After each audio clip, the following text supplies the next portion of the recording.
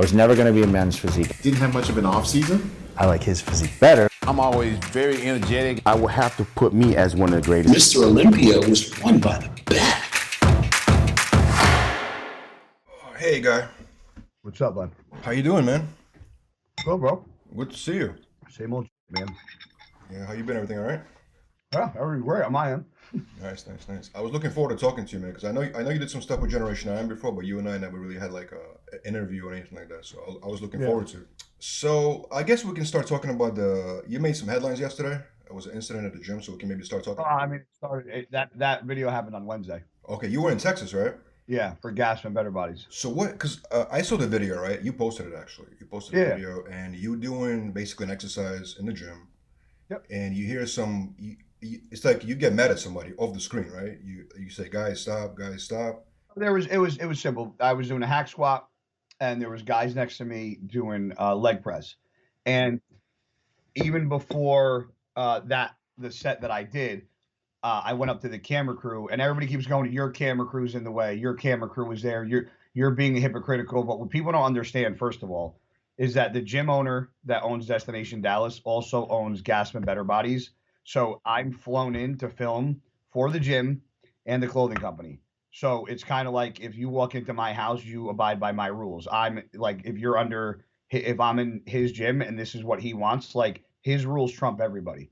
So that takes precedence over what's going on. I don't care what anybody says. It sounds egotistical, but that's just how it is when you're doing something that I'm doing. And the kids got off the leg press machine. They were not doing anything wrong. They're not bad kids. Me and the one kid, Dave, actually talk every day now. And they just got off the machine and they were joking around, and they got in front to the right of the machine, and they got very close. And all I did, but I guess this is the society we live in, is during the exercise, I just said, guys, don't do that shit in front of me. Do it to the side. I could have said, get the fuck out of the way. I could have said, motherfuckers, move. I could have just jumped off the machine. And they said it's a public gym. And if you actually hear my second reply to it was, I get it, but just do it to the side. Just don't do it in front of me. Again, not a disrespectful comment. But as soon as I said that, he mouthed off again, and then it escalated. And that's when it got out of control. So you basically cursed them out. You stopped doing exercise, and you got in their face, and that's when the video basically cuts. So what happened when you got in their face, and what was your intention? What were you trying to do? Well, if you watching the video, when I told the kids a second time or asked them, I go, that's fine, just do it to the side, don't do it in front of me. The one kid kept going, and I held the weight at the top. And whether people like this or not, I'm not 17, I'm not 20. Maybe I was just brought up in a different time. I'm not going to banter and go back and forth with another man. I said, bro, we could just go outside like men and resolve this, because I'm not going to do the back and forth. I said, or just keep your mouth shut.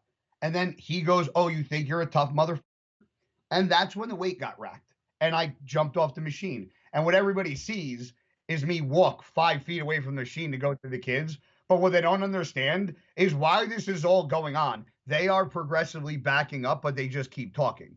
But everybody thinks that if they actually were where they were when I got off the machine and did what I did, I would be a complete asshole. But that's not what happened. So what happened? So you got in there, so I got in their face and nothing happened. There was a white kid, there was a black kid. The white kid, Dave, I think the black kid's name is Marlon. I think his name was Marlon. I'm because I got their names after, but the kid, Dave, the one kid, Dave, the white kid. And so Dave's a white kid, Marlon's a black kid. Marlon had a camera, and he was the one filming. And he even got, he was the one that got really close. So he was the one I was bantering with. So when I jumped up, it was me and the kid Marlon going back and forth. And then the kid David came over, and I was like, yo, I go, this has got nothing to do with you. I said, stay out of it. And then he was trying to stick up for his friend. So then I just pretty much said, we can go outside. I said, we can walk outside right now. This is how guys wanted to play it out. I'm like, we just go outside. And we didn't go outside, and then it calmed down and it was done. And to me, it was over with. But my point of posting the video wasn't to be like, oh, I'm a tough guy. It's just, you know, when people don't understand, and I think they kind of look at what I do and what bodybuilders do is like, oh, it's not a real job. And I get I'm at a public gym, but if I'm at a public gym filming for the owner of the gym and the clothing company, like I'm at fucking work. Like I'm not going to go to somebody who's at an office job on the phone and play the saxophone or guitar behind them. Like it's disrespectful. So it's like if I'm at my job doing my thing, even if it's a public gym, like just have a little gym etiquette and sense of awareness. Like I would never stand in front of somebody doing a squat. And if you do and you get yelled at, I don't really feel bad for you. Now, Guy, I don't know you personally, but it seems like you have a temper. Would you agree with that? I actually don't. Find another video of me screaming at anybody. Well, maybe not screaming, but you're a pretty intense guy. Would you say you're I'm intense? intense, but intense and aggressive. I'm intense in the gym and I'm aggressive in the gym. Outside the gym, you probably wouldn't find me doing anything but joking around, busting balls, and laughing. But when it comes to the gym, I'm as intense as it gets because that's my job. It's what I do. It's my passion. I love it. Bodybuilding isn't what I do and what I love. Yeah, that's what I mean. When I see your training, you remind me of Branch Warren. Like you extremely intense. Like when people spot you, you in the zone. Like you don't. And I don't think it's a bad thing. And listen, should I have jumped off the machine? Absolutely not. Should I have said, let's go outside? Absolutely not. But I'm also at 39 years old. I'm not going to, especially when I feel like I just asked them to move to the side, like I'm not going to take disrespect. And people could say, well, you were disrespecting him. I don't think asking somebody to get out of my plain view when I'm squatting is disrespectful. And I think that there's a disconnect in this whole thing. People go, you could have asked nicer. People like, well, you were only doing a hack squat. And 99% of the people that are saying this stuff are like 17-year-old, like high school kids. So I don't even listen to 90% of the comments because they're absolutely ridiculous. And the kid even came on my live feed and came on at the end of it when I did a live feed, brought him on. And I even said, can we just agree? I go, because everybody thinks I'm maniac. I go, that you guys just got too close to the machine. He's like, yeah, we were a little close. So I'm like, the kid's agreeing that he was too close to the machine and that like it just, and people will still say they weren't too close when the kid said, actually, we were too close. I'm sorry. I was going to ask you about the live thing, but first, do you think in today's climate, today's society, right, in America, do you think that video made you sort of look like a bully to a lot of people? It only made me look like a bully if people assumed that if you watch the video and assume, okay, he jumped off the machine, ran 5 feet and screamed at somebody. Yeah, it makes me look like an asshole. But if you actually have a brain and go, guy goes all around the world, has a huge fan base, never seen him freak out in a gym. He's almost 40 years old. There's not another video like this. There's something had to have been done for him to freak out like that and cross the line. But nobody thinks like that. Like you said, you're pretty aggressive. And I go, find another video of me doing that. Because there's not another one. And if I was in the wrong, the owner of the gym pulled both guys aside the next day and talked to them both. And apparently one of the guys was his third time having an issue with somebody in the gym. But I don't go sharing all this info because I don't think people need to know it. But he pretty much gave the one guy, he goes, this is your final chance. This has now been your third. You have one more time, you're out of here. So he apologized to you, that guy, right? That was talking? The only kid that apologized to me was the kid David. I haven't spoken to the other kid. And what did he say exactly? I haven't seen the exact clip because there's a long clip, but what did he say exactly? I put him on at the end, like the last 10 minutes. He comes on and he's like, man, this is getting out of control. I'm like, yeah, it's been crazy. And I go, can you just tell the people, I go, that only thing that happened, I go, is that you guys just got too close and it was intense. And I just told you guys to get out of the way. And the one kid barked back and he was like, yeah, he goes, that's pretty much what happened. He was like, he's like, and I got involved because I was trying to stick up for him. He's like, because he's my friend. And I said, I respect that. I go, I respect somebody trying to stick up for their friend. I said, I have no, ill will towards you. And, we spoke and I said, listen, next time I'm in Texas, I said, we'll get a workout in together and we'll smash it up at Destination. That's great. So it was like, I can't believe that in a world of bodybuilding where like Nick Walker just won the New York Pro and like headlines are happening, that me asking two guys to get out of the way is literally I'm embarrassed even. I feel actually like a loser that I have to even discuss this. And like, explain myself to people. Well, I personally think most people are on your side. I mean, obviously your fans are 100% on your side. I don't know. Have you seen the comments on the post? On your post, I've seen. I mean, it was a lot of comments. It was like over 3,000 comments, honestly. Maybe more by now, but I mean, most people were kind of like, "Yeah, guy," tell them. Like they were all kind of. I'm gonna call it about a 50-50 split, bro. Oh, really? Oh yeah. Oh man, okay. And then I'm like, there's like memes, and I'm on. Apparently, like I'm all over TikTok, like, and I don't even understand. I literally, Vlad, I don't understand what the big deal is. Like, I'm mind blown that I'm talking about this. Mind blown. Like like you said, if this was like, I think Branch Warren back in the was it your film crew? It was somebody's film crew. That yeah. Was it you guys? Yeah, in Generation 91. Yeah. Who was it? Generation 91, the movie, when he was like, "Get out of the way." Yeah, he smacked your guys' camera. He didn't smack. He just like went like that in front of the camera. Yeah. Oh, okay. Well, I didn't know if he hit him or not, but I'm like, he said, "Get the out of the way," and I'm like, that was way more aggressive than anything that I did. That's true. That's true. Yeah, but I feel like honestly, it's I feel like people genuinely, your fans support you. I feel like you have a very loyal fan base. Honestly, people really love you. This is what upset me the most, and I don't care. There's going to be negative comments on this too, but I do a lot with kids, and I travel around the world talking to kids and at colleges and schools and about motivation and making the right choices, and to see like everybody talks about mental health, and I was even talking to my father yesterday, and I go, "You're lucky, me," meaning not me, like myself, and not Anthony, my brother. I go, "You're lucky that your son isn't in my profession." I go, because he'd be in jail. I go, because he would have killed somebody already. And he was like, "Oh, your brother?" He said, "Absolutely." People always want to play the mental health card, mental health card, mental health card. And I asked two gentlemen to move out of my way, and you would think that I murdered an entire family. But people want to see, and that's why I'm not going to get into a mental health thing, but it's kind of hard for me to believe the mental health card, because the same people crying they have mental health issues are the same motherfuckers coming on to Instagram saying a lot of negative, nasty. I have a comment that I screenshot I was going to send to you before this. And this is from telling somebody they should get out of my way. This thinks he's tough. You should have been murdered years ago. You and your family. I asked somebody to get out of my way.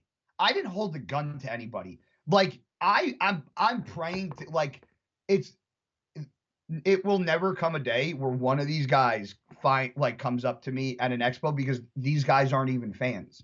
These guys will never be at a show, will never be at an expo. They probably don't even go to the gym. But it's like people cry the mental health card, and I'm like, you guys have no. If you guys saw the DMs that I've gotten since this incident, I've been called a racist.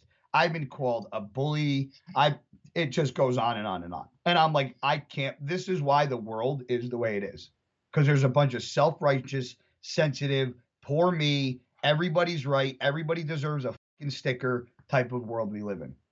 It's ridiculous. What's the craziest thing is, that comment was extremely disgusting, right? But like, if you go to that guy's profile, I bet you it's like some nice guy with it says God first in his profile, and like pictures of his kids, like, and then those type of people comment like that. You know what I mean? I'm surprised when I see shit like that. Somebody commented on my thing, and I clicked his profile.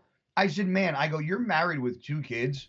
I'm like, "This is the type of shit you're gonna post on my," like, it's mind-boggling. Like, I honestly wonder if these kids actually, if I had a kid, right? I'm 39, I don't have children, but I know that if I did what some of these kids were doing, my dad would beat the shit out of me, because he'd be so embarrassed.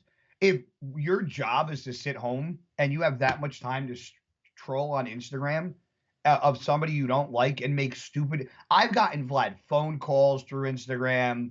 It's just like, I'm like, are you guys serious? You would think I'm like, I'm in a gang, like I'm trying to like kill people. It's ridiculous. That's insane, man. Yeah. But on the flip side, people love you. I know for a fact. You have a great audience. You have a great fan base. But I want to ask you about you brought mental health, right?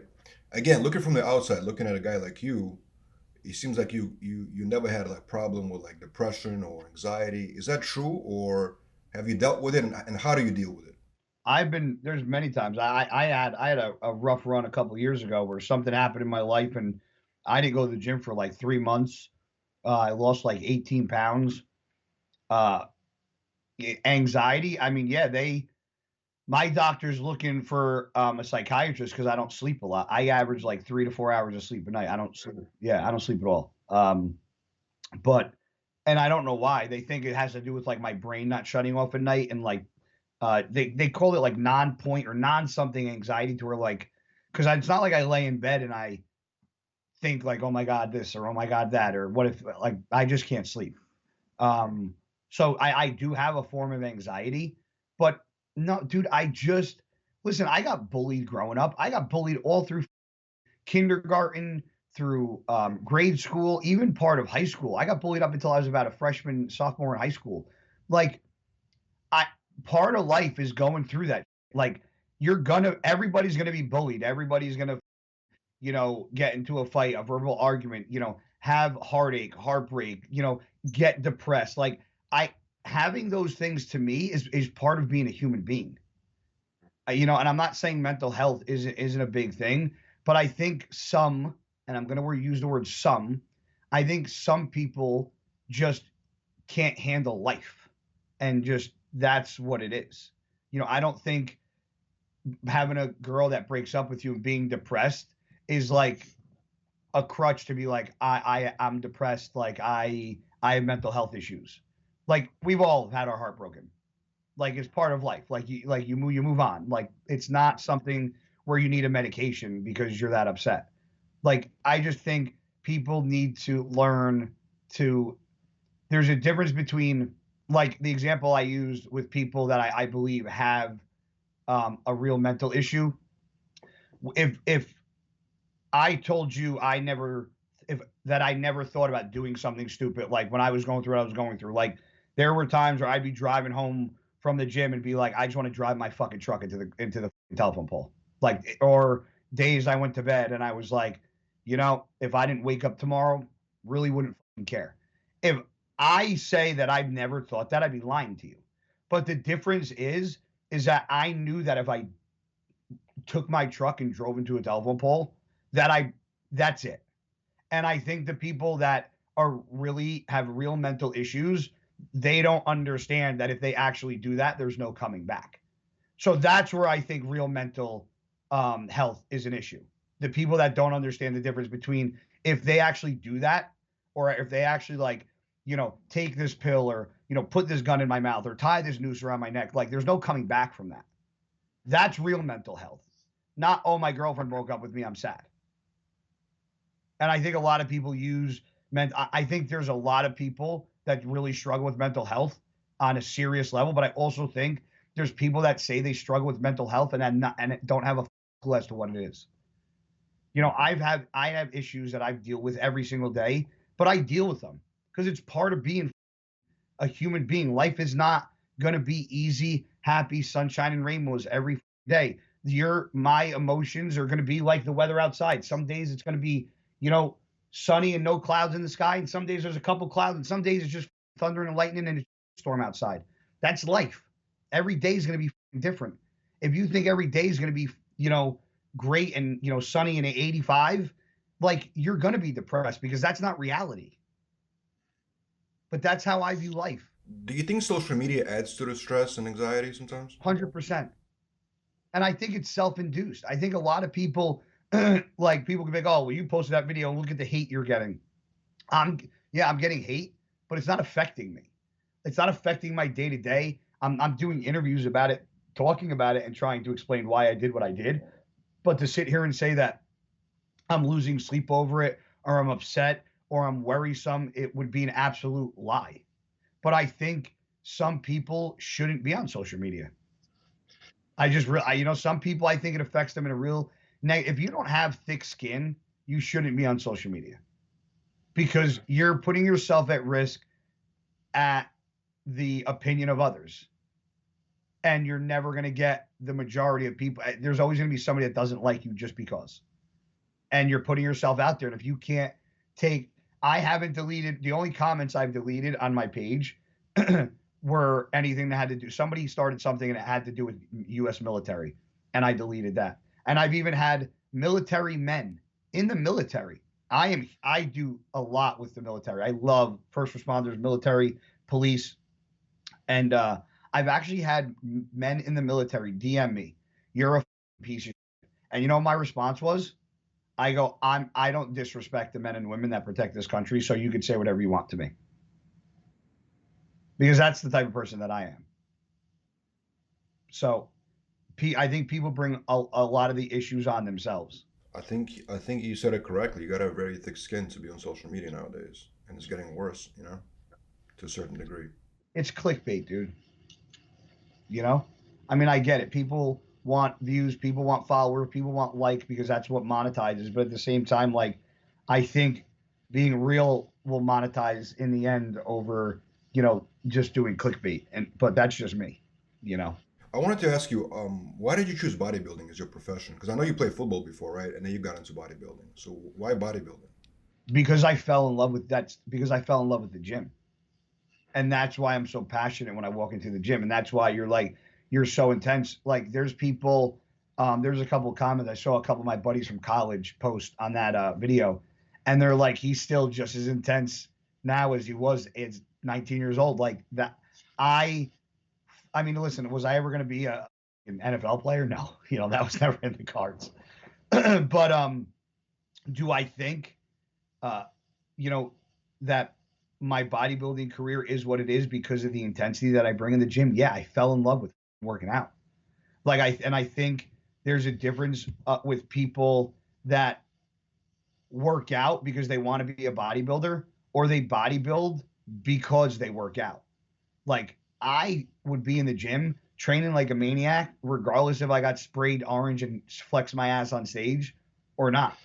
And that's why when I go into the gym, yeah, maybe I take it a little too serious. But like, I'm not saying everybody has to walk into the gym and train how I train. But like, I respect the people that sit on their cell phones and I have to wait for a machine. Like, just respect if I'm doing a squat. Like, that's all it is. If I give you respect, just show me the same respect. And those kids weren't doing it to be disrespectful. It was an accident, and I get it. And but people are like, you could have waited. And yes, I could have waited to get off the machine. But somebody said, why didn't you wait? He goes, if I were you, I would have waited and just told them afterwards. And I go, but you still would have told them, right? And he was like, yes. And I go, so one thing my father taught me at a very young age is not everybody was brought up the same way. So you can't expect everybody to react in a situation the way you would, because you were brought up the way me and your mother brought you up. So I can't expect you to act the same way in a situation that I would, because I don't know how you were raised. You might have been raised completely different than me. My dad a hothead? My dad will sit here and say he was not a hothead. He was not a hothead. He doesn't have a bad temper. But a couple of years ago, somebody gave him the finger on a bike because they wouldn't get out of his way. And my dad tackled him off the bike at 60 something years old. Like, so my dad really can't say that, but I was brought up differently. And it doesn't mean I was brought up wrong. I was just brought up differently. And the way I view life is the way I view life. It doesn't make me right, but it also doesn't make me wrong. But you could have differences of opinions, but people don't understand that it's an opinion, not a fact. Sure, I understand. What I did wasn't wrong. It might not be liked or understood or viewed the same by other people. And some people might be like, I would have done the same thing. Doesn't make either side right or wrong. The video wasn't about me being tough and telling the guys to move. The gym, the video was about have just a little gym etiquette and respect for people in the gym. And if you're going to joke around and do something, like do it out of people's way who are training. Absolutely. I want to ask you about your training style. So obviously it's extremely intense. It's extremely heavy, right? You go on all in. Yeah. Like I said, like I mentioned, Branch Warren, you remind me the way he trains, the way like Dorian Yates in his old videos trains, right? But it seems like right now there's, a lot of people, a lot of trainers that preach kind of longevity, and they kind of bring in Dexter Jackson in the equation, or like Phil Heath or something like that. And it's like, guys, let's work on machines. Let's really do focus on life after bodybuilding type thing. You know what I'm saying? Yeah. So what is your take on that? And sort of like, what do you think is the right method? Or is it really depending on your own personal genetics and your body? Well, I did a bro split for like 90% of my career, and I worked with Charles Glass for many, many years. And I started working with John Meadows about a year and a half ago. And it's funny because he does use machines. He does incorporate more machines, but I also do more free weight stuff than I've ever done. And I don't think it's about weight or machines. I think it's about how you break up the body parts and how, like, I do push pull legs now. Like, that's my split, where I was doing the typical bro split, like chest, back, shoulders, like just one body part a day. And the way John has me do it is we do like a couple feeder sets, which are like moderate weight sets. So instead of normally, let's say I would start incline dumbbells. I do 2, 3 warm up sets, and then I would do 100s for 15, 110s for 12, 130s for 10, 150s for 10. What John does is take all that middle 100, 110, 130, and he takes it out of the equation. So I'll just do like 2 light warm up sets, and then like maybe 100 for 6, and then like 120s for 2, and then I'll just do 2 big working sets with heavy weight.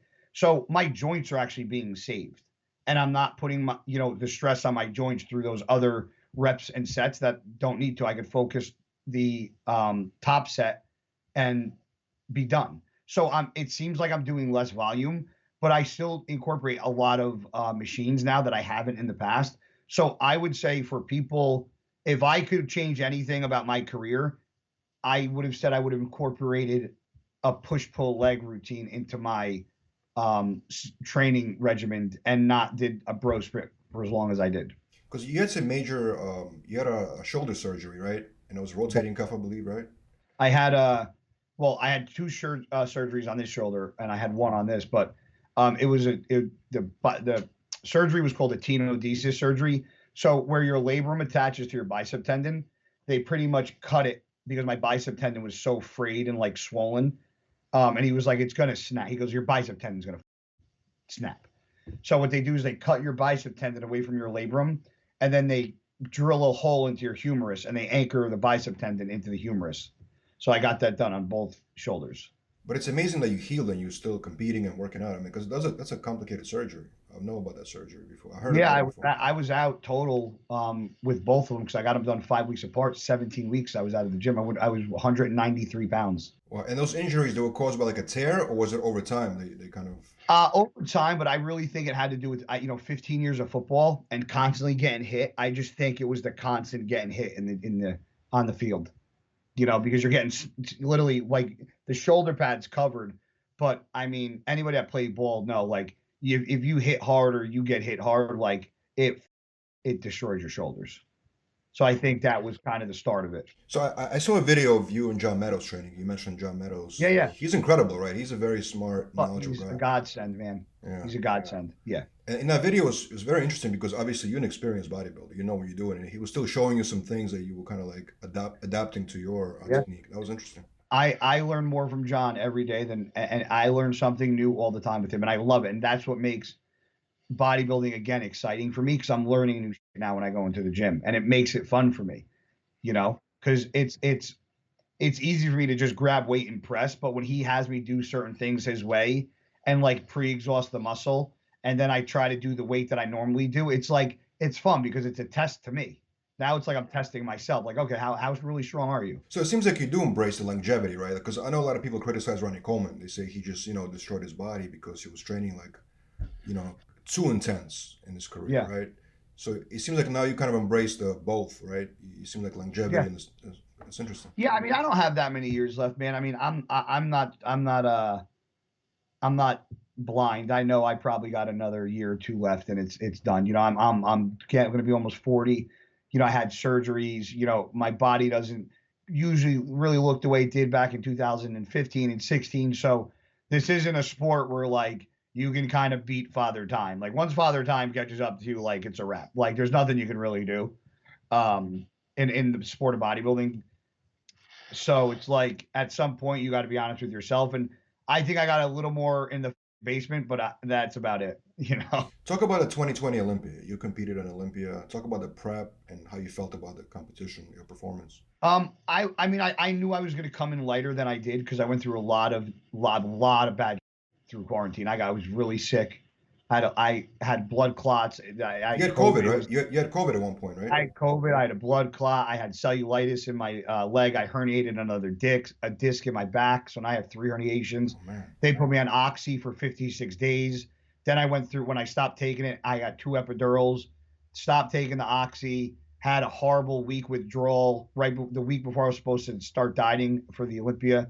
So I lost like 20 pounds in a week from coming off the Oxy. It was just one thing after another.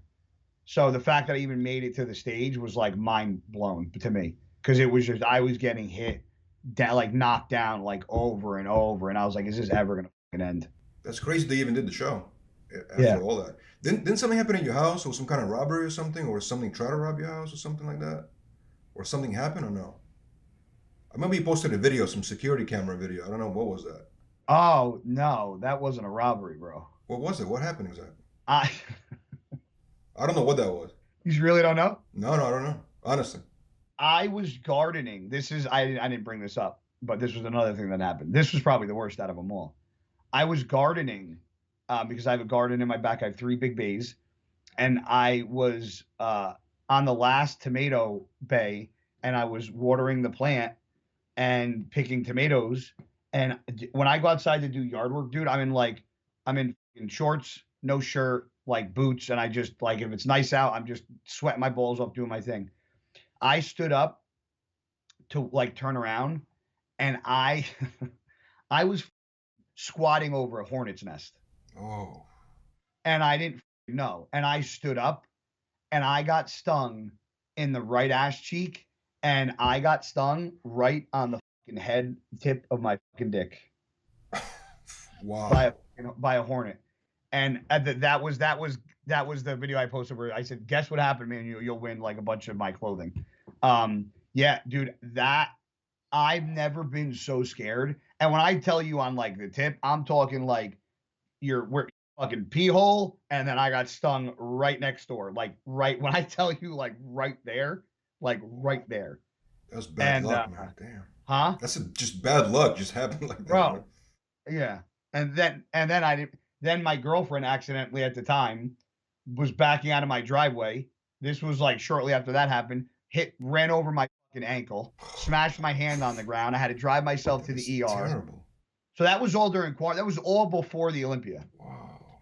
So 2020 was extremely bad for you. 2020 was a train wreck. I'm so sorry to hear that, man. So the fact that you did Olympia and still got top 10, that's incredible. I mean, that's you know. Yeah. I mean, I think I should have done better. I mean, I wasn't at my biggest, but there were guys that took, 7th, 8th, 9th that, haven't beaten me, and I don't think should have beaten me. But, I know I wasn't my biggest, so I top it off to, they expected to see a certain version of me that they didn't see. So that's why I got where I got. Well, now that I hear that everything that happened to you, I mean, I feel like it's remarkable that you got top 10, honestly. Yeah. Listen, I enjoy competing, but listen, like, I love being in the gym, and that's where my passion is. So that's what people get real confused. They're like, oh, but you're 10th in the world. And I'm like, I don't care. I'm like, if I'm not first, to me, it doesn't matter, number one. And number two, like, that number, 10th in the world, doesn't mean anything to me. Being in the gym is what matters to me.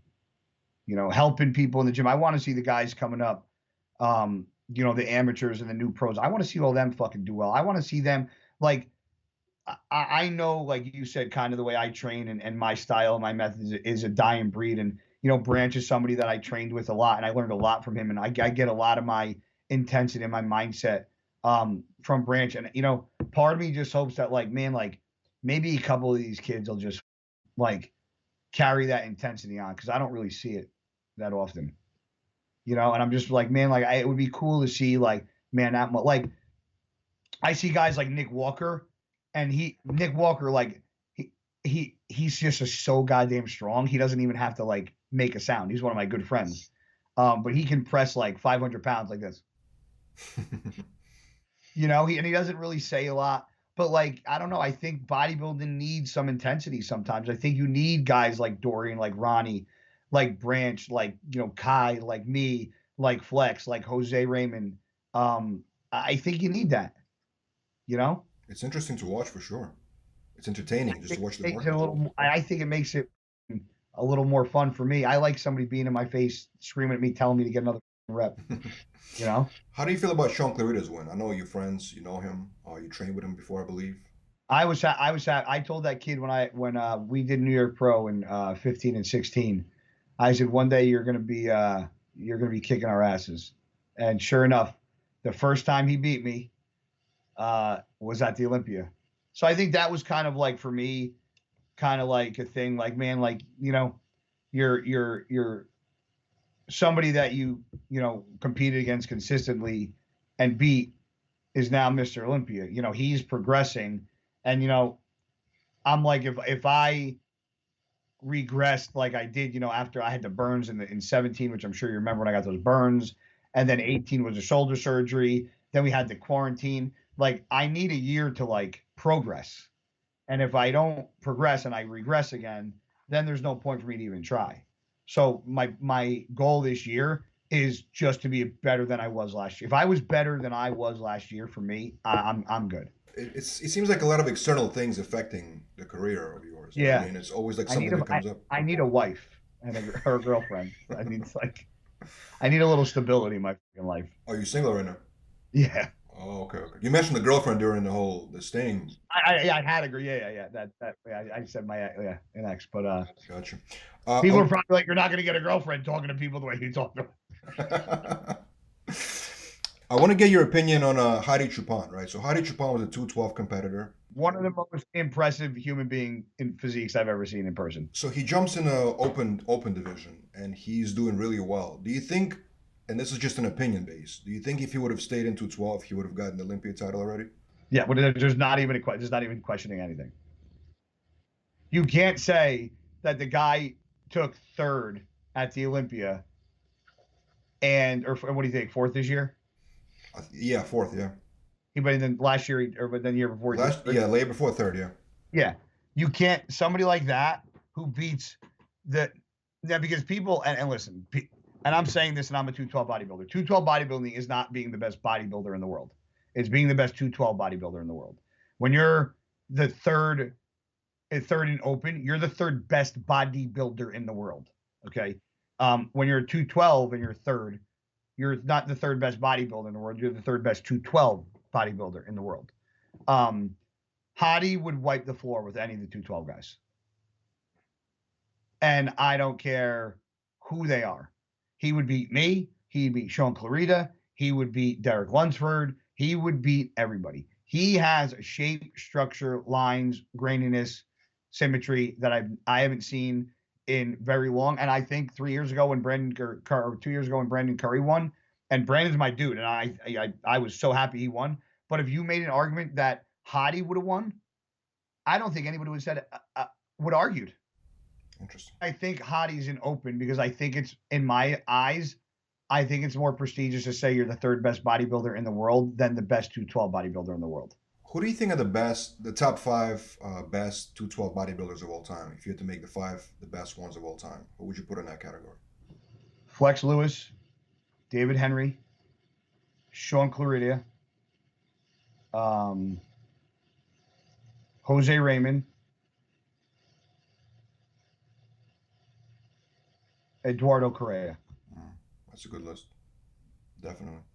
Now, you mentioned the 212 versus the open bodybuilders, right? I mean, the only difference is really, if you think about it, right? It's not like it's classic versus something else. It's really just the size difference, right? So if you're looking at just as that, right? Remember how back in the day they used to have comparisons between like the heavyweight and the lightweight? So what do you think about like at Olympia or Arnold or something? They take the winner from the open division versus the 212 and compare them just on the, just them two. They did that. The 212, they did? And New York Pro, when Kevin English won and Kai Green won, they did that. They compared them. Interesting. Or wait, was that or was that the year they let Kevin in the open? Did Kevin do both classes that year? Or is that what it was?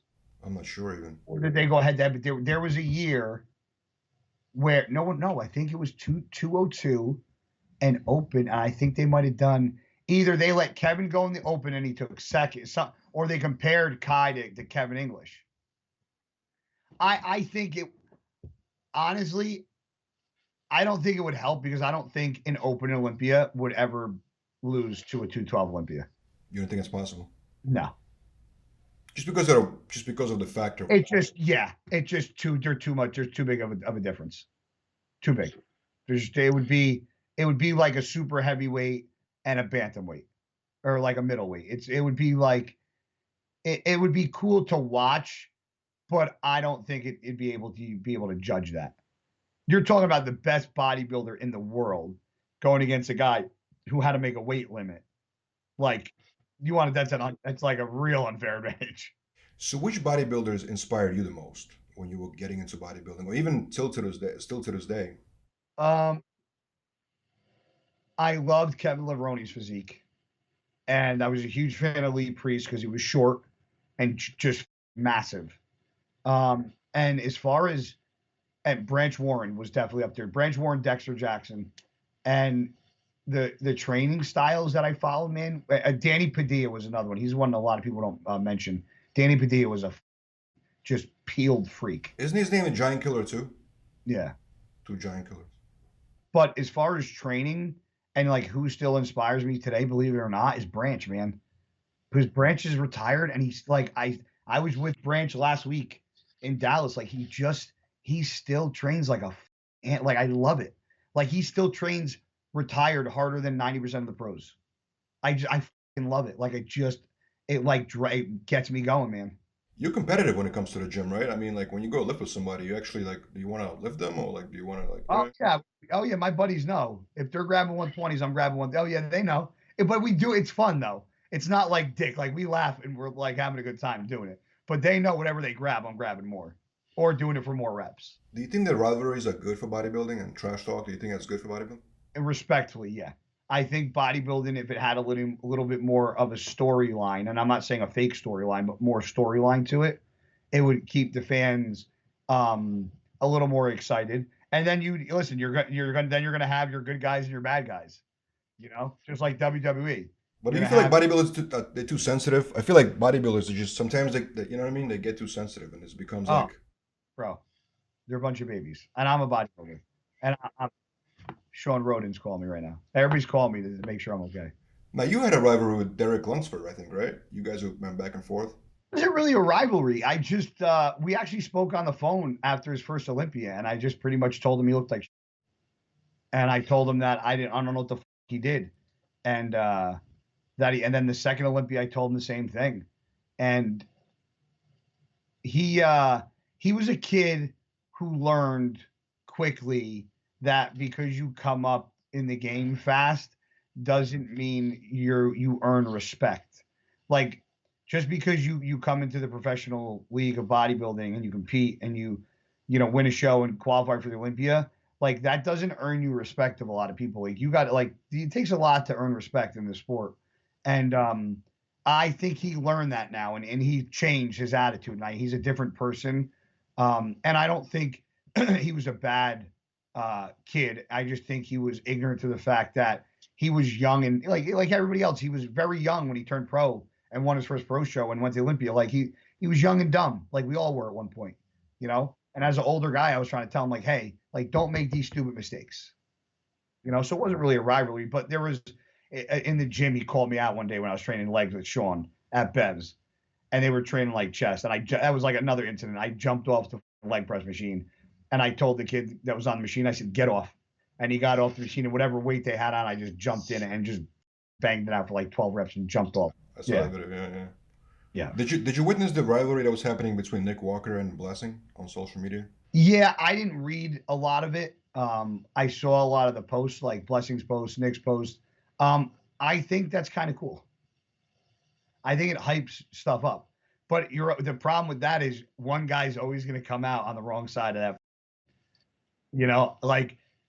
Blessing put out that video, like them laughing at Nick saying, it's like, when you do stuff like that, you got to be prepared. Gotta have thick skin, right? The outcome. So speaking of Nick Walker, I mean, it seems like he's a very serious competitor right now. He won in your pro, obviously, but even before that, people like right from the jump, people were looking at him like this guy is going to be a serious threat. Oh yeah.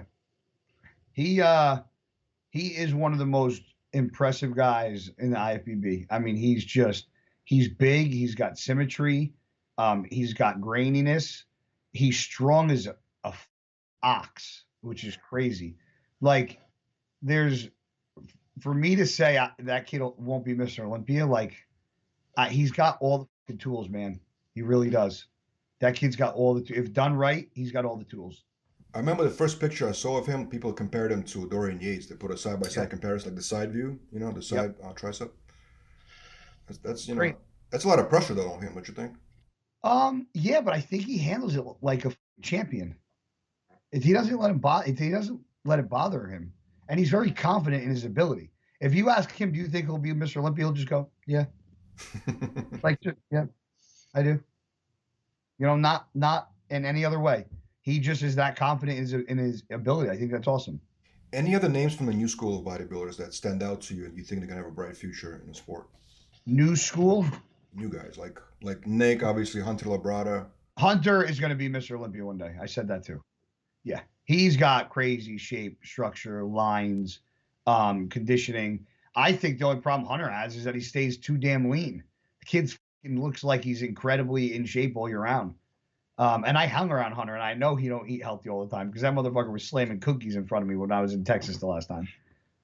So I know he could eat.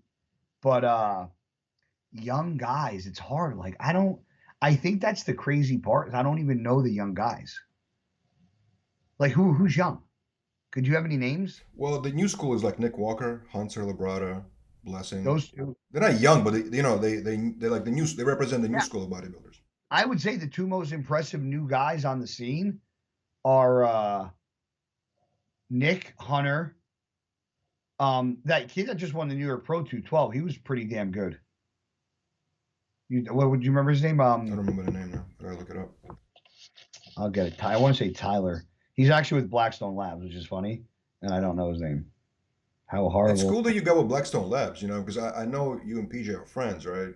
But the whole career you've been with other companies, and you finally with the. Oh, Nathan Epper. He's got a crazy physique, small waist, nice lines. I think he's got a bright future. Big time. What are some things you love about and Keon Pearson. Oh, Keon Pearson. Oh, yeah. He's technically new. He's like, a few years in. Yeah, for sure. So what are some of the things that you love about the bodybuilding industry today and some things that you don't like and you want to see change? I love the friendships that I made, man. I made so many close friends. Like, there are guys like Branch and Jay that I would read in the magazines about, and they call me every day. We text there. It's just the friends that I made and the places that I've been, the shows that I've competed in, the ones that I've won, the ones that I've lost, just experience. Like, I love what bodybuilding has brought to me. Like, it brought me so many memories and good friends. I wouldn't change it for the world. One thing I hate about it is I think now the love for training is becoming more of a love for social media. And I would just like to see people just be a little bit more passionate about the gym and not so much about camera angles. People look at me and they're like, in that video, they were like, well, your camera guy was in their way and your camera, the crew this. And my point is this: the camera crews came after success. I didn't have a camera crew in the gym when I was an amateur filming me every day. And the reason why I made that comment is because the people next to me were filming. And I'm like, and my point was, for who? Like, I'm being filmed because I'm being paid to do what I do. Like, what audience are you filming for? Like, maybe I believe that if some kids put the effort into the gym and put the phone away and worried about bettering themselves in the gym, that with progression in time, and if we're talking about bodybuilding and them competing and doing well, like, that's when you're going to get noticed and recognized, and you'll have your photo shoots and your video shoots. But it's like they're trying to be in our shoes as professionals before even stepping on stage, and it's frustrating. And there's, in my eyes, and I don't think it's bad to say, but for me to say it's not disrespectful to think that a 20-year-old kid has a camera crew filming himself working out because he thinks he's trying to be on the same level as somebody like me, what I do, is crazy. Like, I would never like I would never act like I'm a professional football player on social media because I'm not a professional football player. But you're gonna act like you're a professional bodybuilder or a professional trainer, and you're 20 years old and you have a camera crew. Like, work for what you have. Like, earn it. Don't just like buy a camera. So my next question is, okay, so that's a good point you just made. My next question about that is, so what advice do you give to bodybuilders, young bodybuilders who want to be bodybuilders, right? They want to take it seriously, but how do you make money, right? I mean, the only way to make money right now is social media. Like, you're not even going to get assigned to a supplement company without the following, right? So they have to do this, don't you think? They have to get their phones, film in the gym. Like, they have to do that in order to actually make money eventually. I think taking out your cell phone and filming a clip here and there is fine. I think having ring lights and tripods and all that in the gym for a newbie is absolutely ridiculous. But my thing is this, is if you don't, let's say you have 300 followers and you keep putting out the same content, right? And you're not really gaining any, like, where are those videos going? Who's seeing those videos? If you're not like the really own, like, there is very few people on Instagram that are influencers that just got there by not doing, like, most of them are either professional athletes, professional bodybuilders, or you have your one-offs, like your Bradley Martins, like your Cali Muscle, like your Big Boys, but those guys, but they also have a niche following, all of those guys. Sure. And they bring something to the table. And so I tell everybody, when people go, I want to be sponsored, I'm like, why? Ask yourself, if you were a supplement company, why would you sponsor you? Why? And it's like, what is a one-arm waitress going to bring to the table? Nothing. They can't bring that much. So it's like, what do you expect? Wow, what an analogy. What do you expect from a kid, like, who doesn't have that's what I don't understand. Like, maybe people go, well, you're old and you're old school. But like, when I was an amateur, even early pro, if I got filmed, it was for my sponsors. And I didn't start filming until I got sponsors. And people like, yeah, well, you need a following. But a lot of times being a good bodybuilder on stage will get you that following.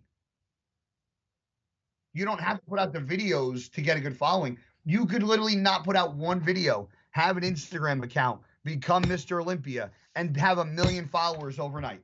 It could happen. I have a question for you. So you're a pro bodybuilder. You worked hard to get your pro card. You know what I mean? You competed, like you busted your ass constantly, right?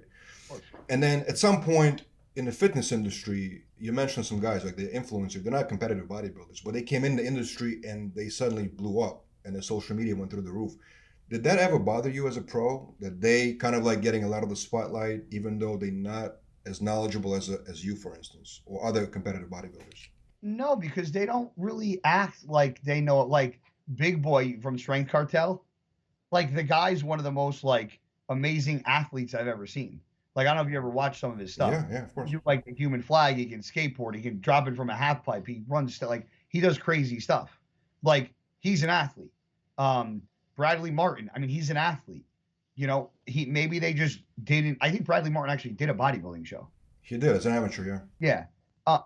But he maybe he just didn't like bodybuilding. Maybe he felt, well, I wasn't good at it. But there's a lot of things that he's good at, that he brings to the table, and he's a great guy. So that's what I said, like, you have to have a niche following, which they did, and they gained followers and gained traction and monetized on it. But those are one-offs, and I think the problem is that every single kid wants to be that one-off. You know, I just feel like everybody's trying to be Instagram famous because it's a way to make money without really working. And like, I'm sorry, but like, I grew up working my balls off, like, not just in the gym, but like, I had a job, like, I worked. Like, I feel like the whole Instagram thing is like the easy way out these days. If you're good at it, if you can build it up, for sure. Yeah. Last thing I want to ask you guys, do you think having an ego for a bodybuilder is a good thing? In what way? Having like an that ego, you're better than everybody? Sure. I never thought I was better than anybody. The only thing I ever thought, or in my would try to get in my head, is that I would try to outwork everybody. I would actually say that I am probably one of the worst genetically gifted bodybuilders on the stage. So, do I think having an ego is good? I think being confident is good. I think believing you're better than everybody is horrible. You can believe that you can physically beat somebody on stage, but to think you're just overall better than somebody, I think is a horrible trait to have.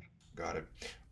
What's next for you, man? What are you 2021? I'm what are you dieting planning? right now. I was going to do the show in Colombia, but that place is like at war. I heard. You know, yeah. easy what's going on there. So I think that's going to be not going to happen. So it's probably going to be something. I'm still dieting, still following the same plan. And I think it's going to be probably something. That show is going to be July 9th. So sometime around or after that. You know, there's the Tampa show, there's a Puerto Rico show, there's a show in Mexico, there's a show in Texas. So I got options. I'm just trying to see, you know, how I look. So I clearly I don't have to rush because I look like I'm 3 weeks out now, and it was like 8 weeks to that show. So it's like, you know. Guy, it was a great conversation, man. I really enjoyed it. Oh man, I appreciate you having me on. I really hope we can work out one day. I want to work out with you, man. Why? So I can yell at you and then you can post a video. Whatever, man. But yeah, I'm a big fan of yours, man. Seriously, I enjoyed this appreciate it, conversation, man. I'm glad we got to do it. I may listen. Even if one person understands what I mean, I got so many people. I got a ton of followers, but you know, one thing I just want to throw out there is that you don't know, Vlad. You know how many people have messaged me, "Hey, I want to train with you," and I'll say, "Show up to the gym." Well, how much does it cost? Nothing. Just show up. I've trained with 15-year-old kids, 50-year-old fucking men. I've trained with women. Like I've been to University of Michigan to speak to kids, Texas to speak to students at schools, Connecticut. Like I am passionate in what I do, and I was bullied my good part of my childhood. I'm not a bully, and to be made out to be a bully or a racist or a juice head, it's like. Where does the racist part come from? What's the racist? I don't even understand. Because the original guy that I was screaming at was the black guy, and then his friend was white, and then I started. Then it was both of them, and I'm like, are you guys really going to turn this into this? Like, is this what the fucking world has become? Like, but like I do so much for people. Like, dude, and I'm not bragging. I'm not going to go through the laundry list of things on a daily basis that I do, but like I am not somebody that would ever attack somebody for no reason. And was I hot-headed? Yeah. Do I think asking them to move is disrespectful? No. Do I think this has been blown out of proportion? Beyond absolute belief. I think there's much bigger things to be talking about in bodybuilding than Guy yelling at kids to move. Like, it's crazy. Thank you so much. Honestly, I appreciate your time, man. It was a great conversation. I appreciate it, man. Thank you, man. Have a great day. Be safe. All right, like anything, you let me know. Take care, bro.